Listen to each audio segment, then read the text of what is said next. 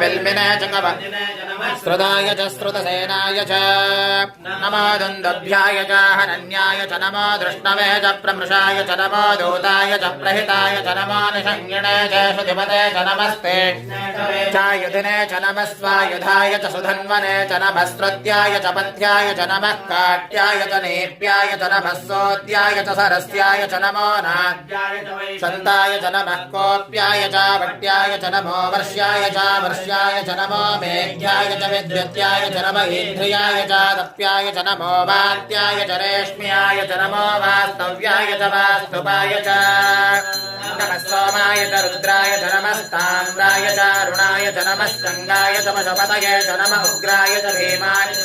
अग्रे वधाय च दूरे वधाय च नमो हन्त्रे च हनीयसे च नमो वृक्षेभ्यो हरिकेशेभ्यो नमस्काराय नमः शम्भवे च मयोभवे च नमः शङ्कराय च मयस्कराय च नमः शिवाय च शिवतराय च नमस्तेऽर्घ्याय च कोल्याय च नमः पार्याय च भार्याय च नमः प्रतरणाय चोत्तरणाय च नमः आधार्याय च लाद्याय च नमः षष्ट्याय च भेन्याय च नमस्तिगत्याय च प्रवाह्याय च